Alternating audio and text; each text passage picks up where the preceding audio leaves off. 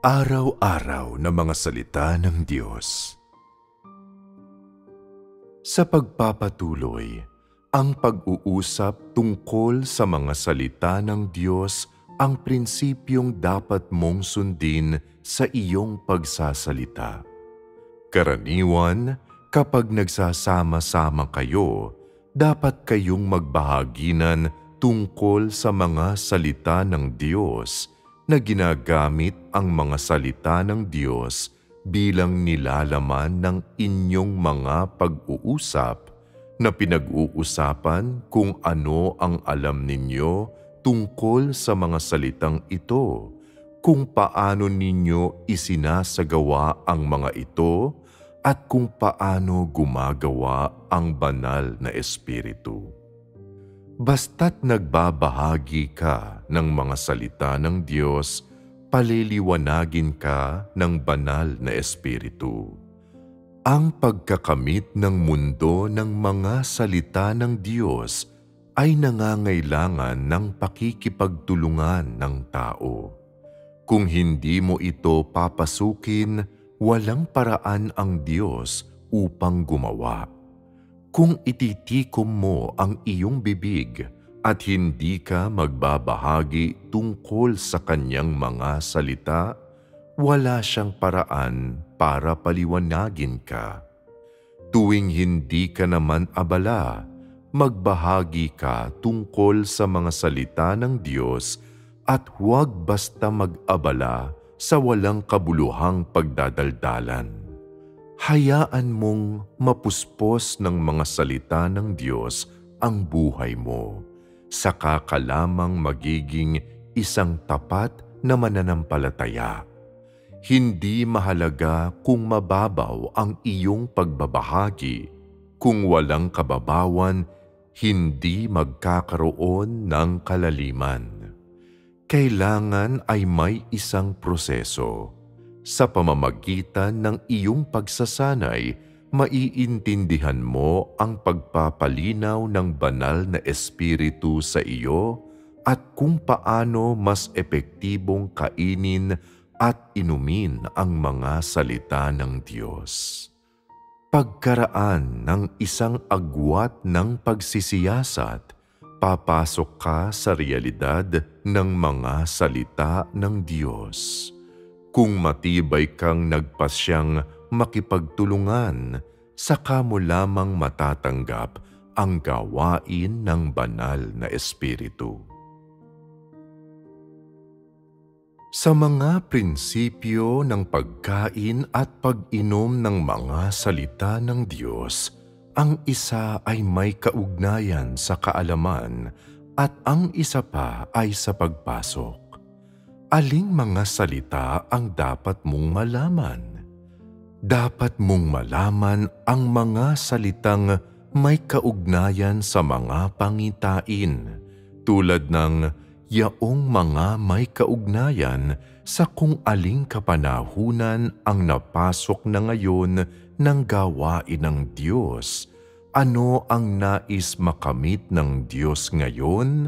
Ano ang pagkakatawang tao? At iba pa, lahat ng ito ay may kaugnayan sa mga pangitain.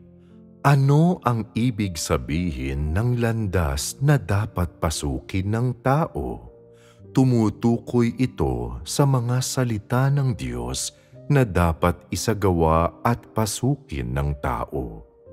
Nasa itaas ang dalawang aspeto ng pagkain at pag-inom ng mga salita ng Diyos. Mula ngayon, kainin at inumin ang mga salita ng Diyos sa ganitong paraan.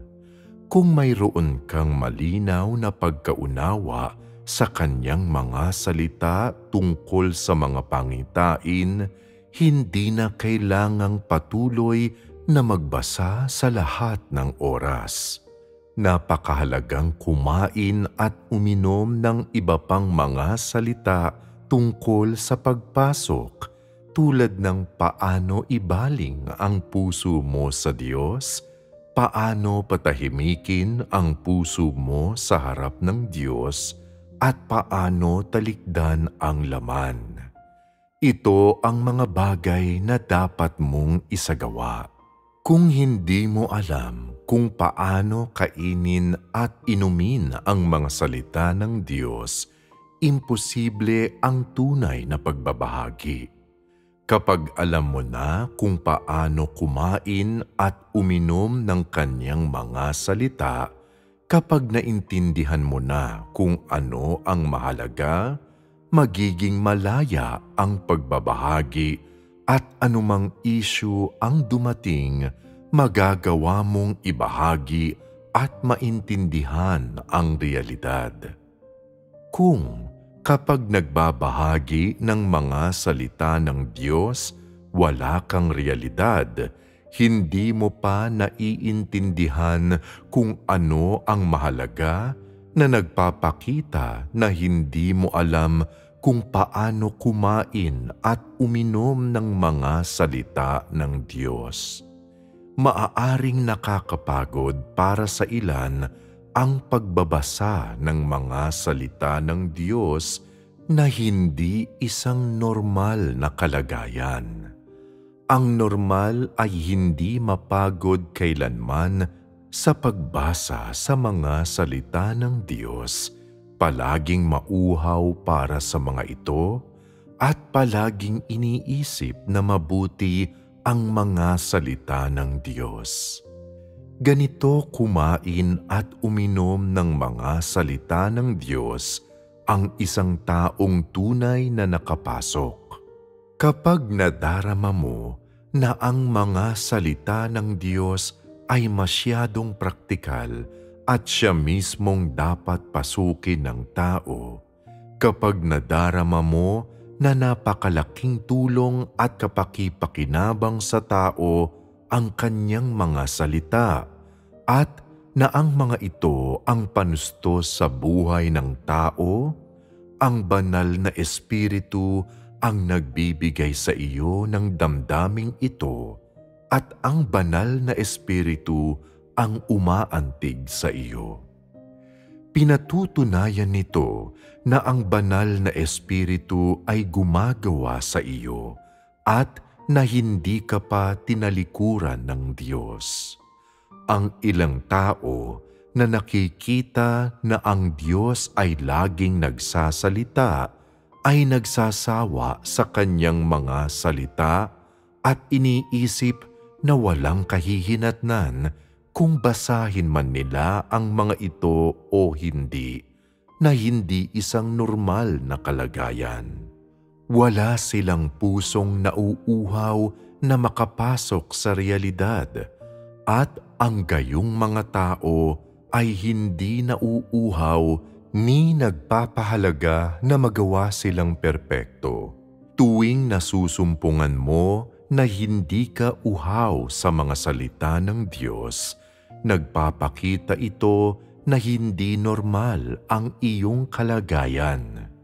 Noong araw, malalaman kung tumalikod na ang Diyos sa iyo, kung payapa ang iyong kalooban at nakaranas ka ng kasiyahan o hindi. Ngayon, ang mahalaga ay kung uhaw ka sa mga salita ng Diyos, kung ang kanyang mga salita ay iyong realidad, kung ikaw ay tapat at kung nagagawa mo ang lahat ng makakaya mo para sa Diyos. Sa madaling salita, hinahatulan ang tao sa pamamagitan ng realidad ng mga salita ng Diyos. Itinutuon ng Diyos ang kanyang mga salita sa buong sangkatauhan. Kung handa kang basahin ang mga ito, liliwanagan ka niya, ngunit kung hindi, hindi niya gagawin iyon. Nililiwanagan ng Diyos ang mga nagugutom at uhaw sa katuwiran, at nililiwanagan niya ang mga naghahanap sa Kanya. Sinasabi ng ilan na hindi sila niliwanagan ng Diyos kahit matapos nilang basahin ang Kanyang mga salita. Ngunit sa paanong paraan mo binasa ang mga salitang ito? Kung binasa mo ang kanyang mga salita sa paraang tinitingnan ng isang taong nakakabayo ang mga bulaklak at hindi pinahalagahan ang realidad, paano ka maliliwanagan ng Diyos? Paano niya magagawang perpekto ang isang taong hindi nagpapahalaga sa mga salita ng Diyos? Kung hindi mo pinahahalagahan ang mga salita ng Diyos, hindi mapapasa iyo ang katotohanan ni ang realidad. Kung pinahahalagahan mo ang kanyang mga salita, maisasagawa mo ang katotohanan at saka lamang mapapasa iyo ang realidad. Kaya nga kailangan mong kainin at inumin ang mga salita ng Diyos sa lahat ng oras, abala ka man o hindi, masama man ang iyong sitwasyon o hindi, at sinusubukan ka man o hindi. Sa kabuuan, ang mga salita ng Diyos ang pundasyon ng pag-iral ng tao. Walang sino mang maaaring tumalikod sa kanyang mga salita, kundi kailangang kumain ng kanyang mga salita tulad ng pagkain ng 3 beses sa isang araw. Ganoon ba kadaling magawang perpekto at maangkin ng Diyos? Nauunawaan mo man o hindi sa ngayon at mayroon ka mang kabatiran sa gawain ng Diyos o wala, kailangan mong kumain at uminom ng mga salita ng Diyos hanggat maaari. Ito ang pagpasok sa isang maagap na paraan.